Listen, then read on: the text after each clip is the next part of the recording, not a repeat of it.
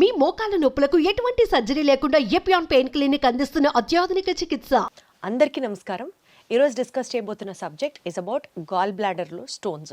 అసలు ఈ గాల్ బ్లాడర్లో స్టోన్స్ ఎందుకు వస్తాయి, ఇవి నిజంగా ప్రాణాంతకమా, ఒకవేళ మనం రైట్ టైంలో గుర్తించి వాటిని తొలగించకపోతే గాల్ బ్లాడర్లో స్టోన్స్ వస్తే ఆ స్టోన్స్కి మాత్రమే ట్రీట్మెంట్ ఇస్తామా కరిగిపోవడానికి, లేకపోతే గాల్ బ్లాడర్ని తీసేయాల్సి వస్తుందా?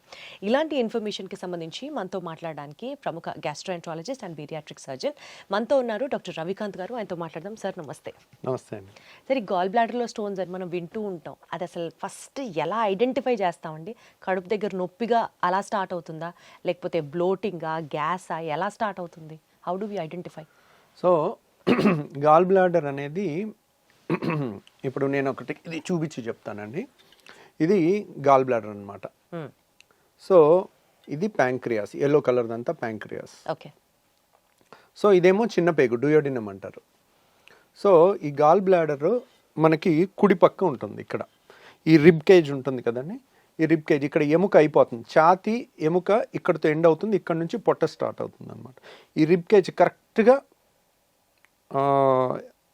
ఈ పాయింట్లో ఉంటుంది, మధ్య పాయింట్లో, అంటే మిడ్ లైన్కి ఇక్కడికి మధ్య పాయింట్లో ఇక్కడ ఉంటుంది అనమాట. కాబట్టి కుడి పక్క నొప్పి వస్తే కనుక, బొడ్డు పైన కుడి పక్క నొప్పి వస్తే వాళ్ళకి స్కానింగ్ చేసినప్పుడు రాయి ఉంటే కనుక ఆపరేషన్ చేసుకోవాలి. సో అదే స్కానింగ్ చేస్తారు, రాయి ఉంటుంది, ఎడం పక్క నొప్పి ఉంటుంది, ఆపరేషన్ అవసరం లేదు. బొడ్డు కింద నొప్పి ఉంటుంది, ఆపరేషన్ అవసరం లేదు. రాయి ఉంది కానీ రాయి వల్ల బొడ్డు పైన కుడిపక్క మాత్రమే నొప్పి వస్తుంది దీనివల్ల. లేదంటే ఇంకా పైన కూడా రావచ్చు, రైట్ షోల్డర్ నొప్పి కూడా రావచ్చు. రైట్ షోల్డర్ నొప్పి వచ్చినా ఆపరేషన్ చేయాలి. సో నేను చెప్పే అన్నీ టెక్స్ట్ బుక్లో సువర్ణాక్షరాలతో లిఖించబడినవి. నేను చెప్పేవన్నీ ఏదో నా నోటుకు వచ్చిన సొల్లు కబుర్లు కాదండి. ఎందుకంటే మీరు జాగ్రత్తగా వినండి. చాలామంది ఏంటంటే వాళ్ళకి నచ్చినవి తీసుకుంటారు, నచ్చని విన్నట్టు వదిలేస్తారు. నేనేం చెప్తున్నాను, బొడ్డు కింద నొప్పి ఉండి రాయి ఉంటే చెయ్యొద్దు, ఎడం పక్క నొప్పి ఉంటే చెయ్యొద్దు, బొడ్డు పైన కుడిపక్క ఉంటే మాత్రమే ఆపరేషన్ చేయాలి, ఒక్కసారి వచ్చినా చెయ్యాలి. సో చాలామంది ఏమంటారు, సార్ నాకు నొప్పి వచ్చింది, స్కానింగ్ చేయించుకున్నాను, రాయి కనపడింది, నొప్పి తగ్గిపోయింది, నాకు ఇప్పుడు చేయాలా, నాకు ఇప్పుడు నొప్పి లేదు, నో పెయిన్ నో సర్జరీ అని నేను చెప్పాను ఇదివరకు మన వీడియోస్లో. గాల్ బ్లాడర్లో స్టోన్ ఉండి నో పెయిన్ నో సర్జరీ అని చెప్పాను. కానీ ఒక్కసారి కూడా వచ్చి ఉండకూడదు నొప్పి. ఒక్కసారి నొప్పి వచ్చినా సర్జరీ చేయాలి. ఏంటండి, ఒకసారి నొప్పి వచ్చి తగ్గిపోయింది కదా, ఇప్పుడు నొప్పి లేదు కదా, 6 నెలలు అయిపోయింది నొప్పి లేదు కదా, అనవసరంగా సారు రవికాంత్ సార్ కూడా కమర్షియల్ అయిపోయాడు. ఈయన దగ్గరికి ఈయనేమో నో పెయిన్ నో సర్జరీ అని యూట్యూబ్లో చెప్పారు. నేను వచ్చింది నొప్పి వచ్చింది తగ్గిపోయింది, ఇప్పుడు నొప్పి లేదు సార్, 6 నెలల నుంచి నొప్పి లేదు, అయినా వెళ్ళి కలిస్తే ఆపరేషన్ చేయాలని చెప్పారు, మీరు కూడా ఇలా అయిపోయారు ఏంటి అనే కోణంలో కూడా కొంతమంది చూస్తుంటారు. కాకపోతే నేను చెప్పేది నిశ్చితంగా వినండి. ఎందుకంటే మీరు మీ ఇంటి చుట్టుపక్కల వాళ్ళని ఎవరో ఒకళ్ళని రాళ్ళు ఉన్నాయి అనగానే నాకు రాళ్ళు ఉన్నాయని చెప్తే, అరో నాకు ఉంది, మా అత్తకు ఉంది, మా అత్త కోడలకు ఉంది, ఎప్పటి నుంచో ఉంది, 10 ఏళ్ళ నుంచి ఉంది, రాయి ఉంది, ఇప్పటిదాకా అలాగే ఉంది, నొప్పి లేదు, 10 ఏళ్ళ నుంచి 20 ఏళ్ళ నుంచి అలాగే తిరుగుతున్నాను, ఇవి వినుంటారు. ఇది కాయిన్కి ఒక సైడ్ మాత్రమే, ఒకవైపే చూడు రెండో వైపు చూడాలని అనుకోవద్దు అని అంటారు చూడండి. ఇది కూడా అంతే. మీరు ఈ రాయి ఇరుక్కుని పచ్చకామెర్లు వచ్చి ప్రాణం మీదకి వచ్చిన వాళ్ళని మీరు చూడరు. ఈ రాయి ఇరుక్కుని మొన్న ఒక 35 ఏళ్ళ అమ్మాయి లేడీ చనిపోయారు, మీరు చూడరు. ఇది వాళ్ళు 5 నిమిషాల్లో అయిపోతుంది. నేను గాల్ బ్లాడర్ ఆపరేషన్ వీడియో కూడా అన్ఎడిటెడ్ వీడియో నేను పెట్టాను, 5 నిమిషాల్లో సర్జరీ అయిపోయింది. సో ఎందుకని, మొగ్గలో తుంచడం ఈజీ, దాన్ని బాగా నొప్పి వచ్చి యాంటీబయాటిక్స్తో తగ్గించి, మళ్ళీ చీంబట్టినా మళ్ళీ యాంటీబయాటిక్స్తో తగ్గించి, అలా 1 సంవత్సరం వరకు లాగి తర్వాత ఆపరేషన్ చేస్తే 5 నిమిషాల ఆపరేషన్ గంట ఆపరేషన్ పట్టుద్ది. గంట మత్తిచ్చి ఆపరేషన్ చేసే దానికి వచ్చే రిస్క్ 5 నిమిషాలు అయిపోయే ఆపరేషన్కి ఉండే రిస్క్ ఒకటే ఉండదు. రీసెంట్గా ఒక పేషెంట్ వచ్చారు. ఆ పేషెంట్ పాపం ఎంత బాధాకరం అనిపించిందంటే నాకు. సో ఎంతో నమ్మకంతో మన దగ్గరికి వచ్చారు. మన దగ్గరికి వచ్చేసరికి తనకి ఎప్పటి నుంచో నొప్పి ఉందా లేదా మనకు తెలియదు. మన దగ్గరికి వచ్చేసరికి పసరు సంచిలో రాయి ఉంది, అది ఈ పసర సంచిలో ఉంటే ఏ రోజు పచ్చకామెలు రాదు, ఓన్లీ నొప్పి వస్తుంది. అది దాటిపోయి పసర నాళం ఉంది. పసర నాళం ఏంటంటే మనకి చాలామంది ఏమనుకుంటారు, పసర తయారయ్యేది గాల్ బ్లాడర్లో అనుకుంటారు. అది తప్పండి. పసర తయారయ్యేది దీంట్లో, లివర్లో. ఈ లివరు కరెక్ట్గా నా సైజుకి 75 కేజీలు 80 కేజీలకి ఇంత ఉంటుంది అనమాట. సో కేజీన్నర ఉంటుంది మన లివరు ఇలా లోపల ఉంటుంది, కరెక్ట్గా ఈ రిబ్ కేజ్ లోపల ఉంటుంది. ఈ లివరు లీటర్న్నర పసర తయారు చేస్తుంది.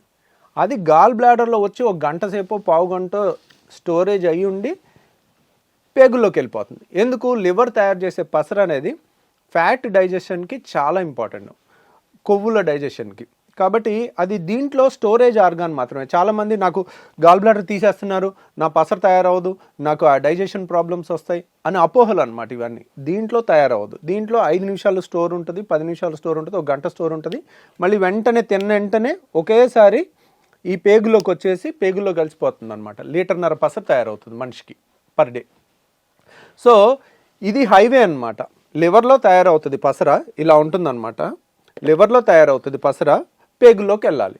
ఇది హైవే.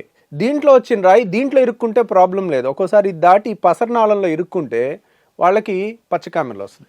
ఆవిడకి 15 నుంచి 18 పచ్చకామెలతో మన దగ్గరికి వచ్చారు. తర్వాత రోజు చూసేసరికి 25 అయిపోయింది.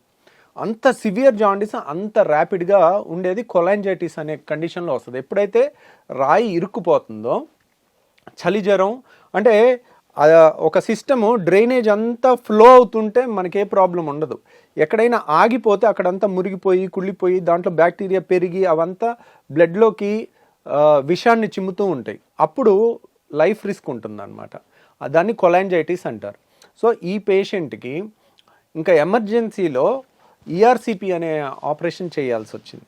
ఈఆర్సిపి చేసి డైరెక్ట్ గాల్ బ్లాడర్లో స్టోన్ తీసినా సరిపోదు. ఈ పసరనాళం అనేది చాలా చిన్నది, అది పేగులోంచి వెళ్ళి తీయాలి, నోటి ద్వారా వెళ్ళి పేగులోంచి తీయాలి. పసర సంచి ఏంటంటే బొడ్డు దగ్గర నుంచి చిన్న హోల్ వేసి ఇక్కడ నుంచి తీసేస్తాం. కానీ పసరనాళం ప్యాంక్రియాస్ మధ్యలో ఉంటుంది, దాన్ని ఆపరేషన్ ద్వారా తీయలేం, నోటి ద్వారా మాత్రమే తీయాలి. పసరనాళంలో ఉండే రాయి, ఆ రాయి తీసి అంతంత పెద్ద పెద్ద రాళ్ళు చాలా ఉండేసరికి అవి రావటం చాలా కష్టమయ్యి అదే పేషెంట్కి ప్యాంక్రటైటిస్ కూడా వచ్చి పేషెంట్ చనిపోవటం జరిగింది. అయ్యో. సో నేను ఈ 10 ఏళ్లలో గాల్ బ్లాడర్తో స్టోన్తో చనిపోవటం ఫస్ట్ టైం చూసి షాక్ అయిపోయాను. నేను ఎప్పుడో చూస్తున్నాను, కానీ నేను చూసిన వాళ్ళందరూ 50 ఏళ్ళు 60 ఏళ్ళు దాటిన తర్వాత చనిపోయారు. కాబట్టి 60-70 ఏళ్ళు దాటిన తర్వాత చనిపోతే అంత బాధ అనిపించదు. ఈవిడిది మాత్రం ఆ భర్త ఏడుపులు, 2 పిల్లలు అనాథలు అయిపోయిన పిల్లల ఏడుపులు చూసిన తర్వాత 2 రోజులు నిద్రపట్టలే నాకు. ఇంత చిన్న ప్రాబ్లంకి అనవసరంగా భయపడి పెద్దానికి 5 నిమిషాలు అయ్యే ఆపరేషన్కి 100 క్వశ్చన్లు అడిగి నిజంగా అవసరమా డాక్టర్ గారు అని మమ్మల్ని అనుమానంతో చూసి మనకెందుకు వచ్చిన గొడవలే గట్టిగా చెప్పడం ఎందుకని అనిపించే స్టేజ్ తీసుకొస్తున్నారు.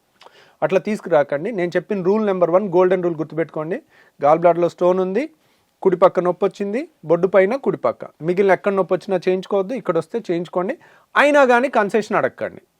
నాకు వచ్చి తగ్గిపోయింది, ఒక్కసారి వచ్చింది, 2 సార్లే వచ్చింది, పచ్చకామెలు లేదు, అలాంటి పెట్టుకోకండి. ఈ రూల్ అనేది మీరు పాటిస్తే మీకు సేఫ్టీ. మాకేముంది, మేం కాదు పడేది, మేము బాధపడగలం, ఒకరోజు జాలి పడగలం, ఒకరోజు, అంతేగాని మీ ఫ్యామిలీకి ఎక్కువ నష్టం జరుగుతుంది. సో ఇలా ఇంత సింపుల్ ప్రాబ్లమ్ని పెద్ద చేసుకోకండి. ఆ రూల్ అనేది గుర్తుపెట్టుకోండి. ఇంకొకటి, పెయిన్ ఉండదు కానీ ఫ్యాటీ డిస్పెప్సియా అంటారు. ఆయిల్ ఫుడ్ తిన్న వెంటనే మీకు గాల్ బ్లాడర్లో రాయి ఉంటే ఒకే ఒక పరీక్ష, ఈ పరీక్ష కూడా ఎక్కడ పుస్తకాల్లో ఉండదండి, ఇది కూడా ప్రాక్టికల్ కానీ చాలా యూస్ఫుల్. వాళ్ళు పప్పన్నం తిన్నారనుకోండి, వాళ్ళకి నొప్పి రాదు.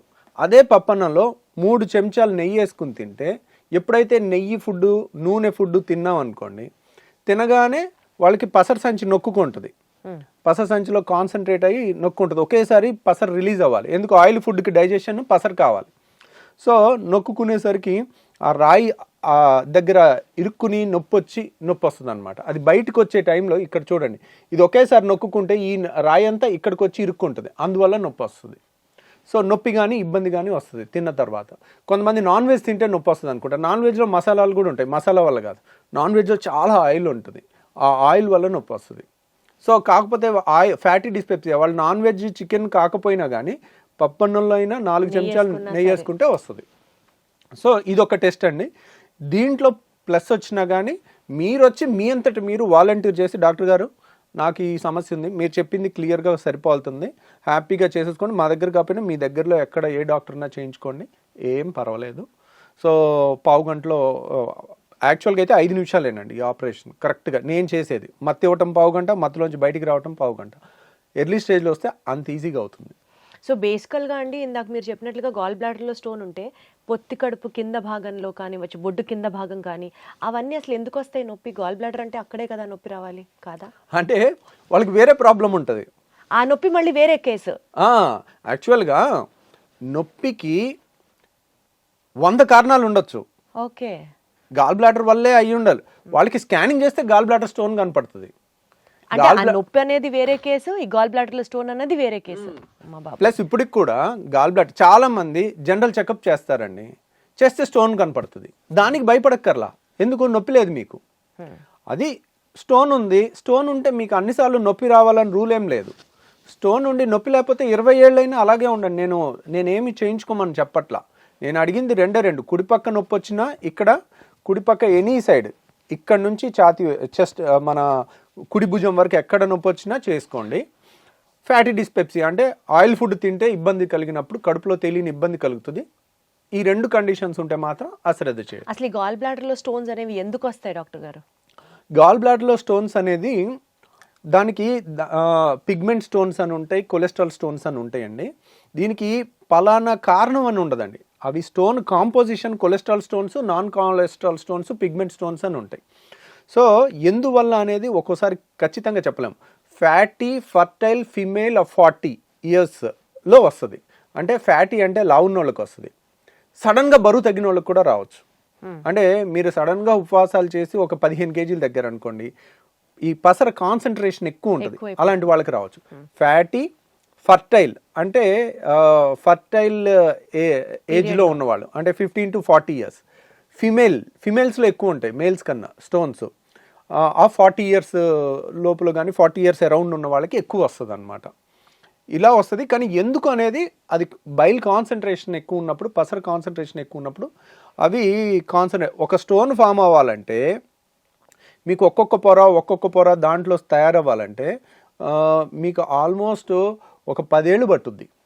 ఈ సైజు స్టోన్ రావాలంటే వెంటనే వచ్చేవి, అవి స్లోగానే వస్తాయి అన్లెస్ మరీ కాన్సన్ట్రేటెడ్ బైల్ ఉంటే తప్పితే. సో బేసికల్గా ఇప్పుడు మీరు చెప్పినట్లుగా ఇమ్మీడియట్గా సర్జరీ చేసేసాం అనుకోండి, వాళ్ళు తిరిగి వాళ్ళ నార్మల్ లైఫ్ స్టైల్కి వచ్చేయచ్చా? ఈరోజు మార్నింగ్ ఆపరేషన్ చేస్తే రేపు మార్నింగ్ ఇంటికి వెళ్ళిపోతారు. 3వ రోజు నుంచి అన్ని పనులు చేసుకోవచ్చు. ఓకే, కోత ఉండదు, కుట్టు ఉండదు. లాప్రోస్కోపీ ద్వారా తినాలి, ఇంకా ఫ్యాటీ ఫుడ్స్ తినకూడదు, అన్ని తినొచ్చు. అప్పుడు ఫుల్గా తినొచ్చు. ఓకే, ఎందుకంటే అప్పుడు ఫుల్గా ఆయిల్ ఫుడ్ తిన్నా కానీ పసర సంచి నొక్కుకోదుగా, పసర సంచే లేదు, డైరెక్ట్ లివర్లో తయారవుతుంది పసర, పేగుల్లోకి వెళ్ళిపోతుంది. హైవే ఉంది మనకి, కామన్ బైల్ డక్ట్ అనేది. గాల్ బ్లాడర్తో పనే లేదు. అది చాలా మంది అంటుంటారు, డాక్టర్ గారు దేవుడు నాకు గాల్ బ్లాడర్ ఇచ్చాడంటే దానికి ఏదో ఒక పని ఉండి ఉంటుంది కదా, మీరు తీసేస్తే ఎందుకు దానివల్ల నేను ఎన్ని బాధలు పడతానో తర్వాత మీకు ఎలా అవనని మీరు గ్యారెంటీ ఎలా ఇస్తారు? ఏమండి, మనం ఊరికే తీయట్లా, దాంట్లో రాయి ఉంది, దానివల్ల ఇబ్బంది ఉంది, దాన్ని ఉంచుకోవటం వల్ల నష్టం చాలా ఎక్కువ ఉంది, అందుకని తీస్తున్నాం. మీరు రెండో వైపు చూడలేదు కదా, రెండో వైపు మేము చూస్తాం. మీకు చూసే ధైర్యం ఉంటే నా దగ్గరికి రండి. నా దగ్గర అన్ని కుళ్ళిపోయిన గాల్ బ్లాడర్లు, ఇంత చీంబట్టిన గాల్ బ్లాడర్లు, దాని మీద ప్రాణం పోయిన వాళ్ళు, ఆ ఆపరేషన్ లేట్గా వచ్చినందువల్ల వాళ్ళ నెంబర్లతో సహా ఉంటాయి. వాళ్ళ ఇంటికి వెళ్ళి ఫ్యామిలీతో మాట్లాడితే మీకు తెలుస్తుంది. సార్ ఇప్పుడు గాల్ బ్లాడర్లో స్టోన్స్ ఉంటే స్టోన్స్ మాత్రమే తీయడం అవ్వదా సార్? గాల్ బ్లాడర్ మొత్తం తీసేయాల్సిందేనా? గాల్ బ్లాడర్లో స్టోన్ మొన్న ఒకటండి, గాల్ బ్లాడర్లో స్టోన్ ఉంటే గాల్ బ్లాడర్ మొత్తం తీయాలి, స్టోన్ ఒక్కటి తీయకూడదు అనమాట. ఎందుకు తీయకూడదు అన్నారనుకోండి, గాల్ బ్లాడర్లో స్టోన్ ఒకసారి వచ్చిందంటే మనం స్టోన్ ఒక్కటి తీస్తే మళ్ళీ స్టోన్ తయారయ్యే అవకాశం ఉంటుంది. నెంబర్ 1, మళ్ళీ ఇంకోసారి ఆపరేషన్ చేయాల్సి వస్తుంది. రెండోది, పసర సంచి అనేది ఇంపార్టెంట్ అవయవం కాదు, దీన్ని తీసేసినా ఏం నష్టం లేదు, తీసేయటం తేలిక. ప్లస్ పసర సంచి వాల్ అనేది పేపర్ కన్నా పలుచుకుంటుంది. దాన్ని కట్ చేసి దాని లోపల రాయి తీసి మళ్ళీ కుట్టేస్తే అక్కడ నుంచి పసర లీకేజ్ అయితే ప్రాణం పోద్ది. ఓ అమ్మా. ఆ, ఇప్పుడు పేగు మందంగా ఉంటుంది, పేగును కట్ చేసి పేగును జాయిన్ చేసి కుట్లు వేయచ్చు. పసర సంచి పల్చగా ఉంటుంది, పొరపాటున దాని నుంచి పసర లోపల ఉండేది బయటకు వస్తే కనుక సెప్టిక్ అయిపోద్ది. అందుకని అలాంటివి చేయకూడదు. అలాంటిది కూడా కొంతమంది అడుగుతున్నారు, నా పసర సంచి తీయటానికి వీల్లేదు అంటే మనకున్న ఎక్స్పర్టీస్తో చెయ్యొచ్చు. నేను ఇదివరకు కూడా చేస్తున్నాను, రాయి ఒక్కటి కూడా తీసున్నాను. చాలామంది ఏంటంటే చైనాలో ఒక డాక్టరు ఓన్లీ పసర సంచి తీయకుండా రాయి తీస్తున్నాడని చెప్పి అక్కడ దాకా వెళ్ళి అది చేసి ఆ సర్జరీని లైవ్ తీసుకుని దాన్ని పోస్ట్ చేశారు. ఇదే చెప్తుంది, ఇది విపరీతం. నాకు అనవసరంగా గాల్ బ్లాడర్ తీయకుండా నేను ఇలా ఓన్లీ రాయే తీసుకుని వచ్చాను, ఈ ట్రీట్మెంట్ ఎవరు చెప్పకుండా అనవసరంగా గాల్ బ్లాడర్లు అందరు తీసేస్తున్నారు అని అంటున్నారు. కానీ మీరు 100 ఏళ్ల రీసెర్చ్ని డస్ట్బిన్లో పడేసినట్టు. సో అది చేసుకోవటం మీరు ఒక్కళ్ళు చేసుకుని బయటపడ్డారు. ఎప్పుడైతే అది కరెక్ట్ ట్రీట్మెంట్ అవుతుంది, మీరు 1000 మందికి చేసి కూడా ఒక్కళ్ళు చనిపోకపోతే అవుతుంది. ఇప్పుడు గాల్ బ్లాడర్ ఆపరేషన్ 1000 చేసినా ఆపరేషన్లో చనిపోయే వాళ్ళు ఉండరు మా దగ్గర.